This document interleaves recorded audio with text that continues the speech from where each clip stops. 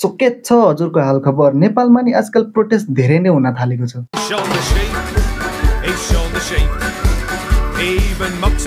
जस्तै पहिलोचोटि Facebook ID बनाउँदा रङ बर्थ डेट हालिन्छ नि, तर वर्षमा 2-3 टाली बर्थडे आउँछ, एउटा रियलवाला, अरू चाहिँ जुन रङ डेट हालेको थियो त्यहीवाला। अनि रङ डेट हालेपछि नोटिफिकेसन आउँछ नि ह्याप्पी बर्थडे भनेर। नेपालमा प्रोटेस्ट पनि त्यही हो, वर्षको 4-5 ताली आउँछ तर त्यसको केही नि काम हुँदैन। तर मैले चाहिँ एउटा कुरा बुझ्दिनँ कि प्रोटेस्टमा आउने लगभग सबैजना बेरोजगार नै किन हुन्छन् भनेको। कौन है ये लोग? कहाँ से आते हैं? नेपालीहरू नि अरू कुनै चिजमा अगाडि होस् कि नहोस् फाल्तुको प्रोटेस्ट गर्नमा सबैभन्दा अगाडि हुन्छन्। र मलाई सबैभन्दा फाल्तुको प्रोटेस्ट लागेको भनेको रिसेन्टली सज्जन श्रेष्ठको कन्ट्रोभर्सी हुँदाखेरि हो।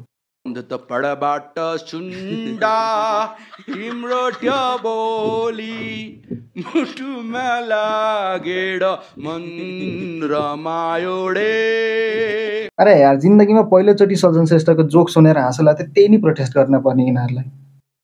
देखा आपने लापरवाही का नतिजा है। र उसको त केही गल्ती पनि थिएन, फाल्तुमा सरी भन्नु पर्यो। बाइ द वे यो आन्दोलन चाहिँ नेवारी कल्चर बचाउनको लागि भएछ।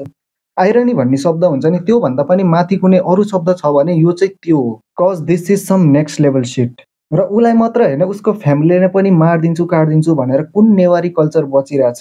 कुनै नेवारीले यो भिडियो झुक्केर हेरिरहेछ भने प्लिज कमेन्टमा भनिदिनु होला। वाह मैडम, क्या कल्चर बचाया आपने। र सज्जन श्रेष्ठ भन्दा पनि कुनै फाल्तु प्रोटेस्ट भछ भने यो रिसेन्टली भेकल र राजावादीको प्रोटेस्ट। र रिसेन्टली नि यो राजावादीको प्रोटेस्ट हुँदा म काठमाडौँमै थिएँ र सबैले राजा आऊ देश बचाऊ भनेर चिच्चाउँदाखेरि मैले चाहिँ राजा आऊ देश चुदाऊ भनेर चिच्चाए धन्नले भेडाहरूले सुनेनन्, नत्र मेरो कुत्ता बनाएर हान्थे।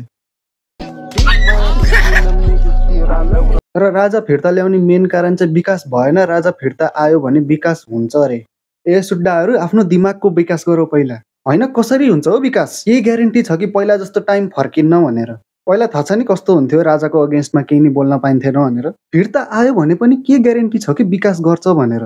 ल माने कि यो राजा आयो भने चाहिँ विकास गर्छ रे भनेर, तर त्यसपछि चाहिँ के घन्टा? राजाको सन्तान नै राजा बन्ने हो, त्यसको छोरोले नि विकास गर्छ भन्ने के ग्यारेन्टी छ? अनि माइन्ड मी कि यो भेडाहरू यति गवार हुन्छन् कि राजाको अगेन्स्टमा यत्तिकै भन्न पाएको छैन। केपी ओली र प्रचण्डको झोले रे, होइन क्रिटिसिजम गर्दा पनि कसरी झोले हुन्छ हो? र अहिले जुन यो केपी ओलीलाई गाली गरिरहेछन् नि, चुनावको बेला यही भेडाहरूले हुन् पेट्रोल र मासुको लागि आफ्नो भोट बेचेर केपी ओली अहिले प्रधानमन्त्री बनेछ। पार्टीको नाममा भोट दिने यिनीहरू त हुन् नि। र मलाई एउटा कुरा भनौ, आफ्नो घरमा हल्का प्लास्टर निक्लियो भने या पाइपबाट पानी लिक भयो भने त्यसलाई ठिक गर्छौ कि घर नै फेर्छौ? होइन, ठिक गर्नै सकिन्न भने त फेर्नै पर्यो, त्यो अर्को छुट्टै कुरा हो। त्यसलाई बुझ्न सकिन्छ। आन्दोलन गरेको छ, आफू त बेरोजगार के रे, रोजगार भएको मान्छेको बाटो ब्लक गरेको छ, देश बचाउनको नाममा तोडफोड गरेको छ।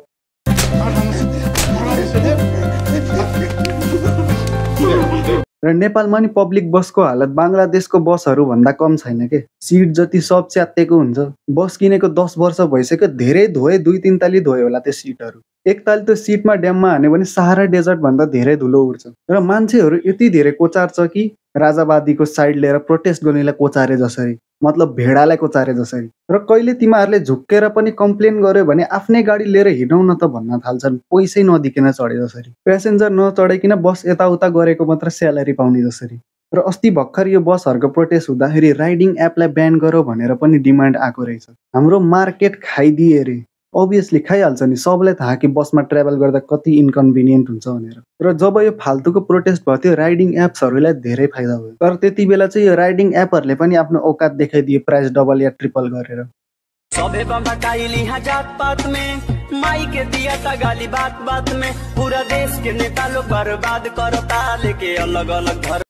मतलब सिरियसली यिनीहरूको प्रोटेस्ट भन्दा त काठमाडौँको नर्मल डेको ट्राफिक धेरै हुन्छ। इनफ्याक्ट यिनीहरूले प्रोटेस्ट गरेर ट्राफिक झनै कम भयो। र नेपालमा रिसेन्टली जति पनि प्रोटेस्टहरू भयो त्यसमध्ये यो आन्दोलन चाहिँ एक्चुअली भ्यालिड लाग्यो मलाई। त्यो प्रोटेस्ट चाहिँ टिचरहरूको प्रोटेस्ट हो। तर टिचरहरूले त सधैँ सिकाउनु हुन्थेन र धन भन्दा विद्या ठुलो भनेर। हेन्स प्रुफ विद्या भन्दा धनै ठुलो हुन्छ भनेर। किनकि मेरो साथी विद्या यति पातलो छ कि हावाले नै उड्छ, तर धेरै धन हावाले उड्दैन, त्यही भएर विद्या भन्दा धन ठुलो। तर लेट्स बी रियल, टिचरहरूले साँच्चै प्रोटेस्ट गरिरहेछन्। हेर त, यो नेताहरू सानो हुँदा करप्सन नराम्रो हो र म्याथमेटिक्स राम्रो सिकाइदिएको भए अहिले आएर प्रोटेस्ट नै गर्नु पर्थेन।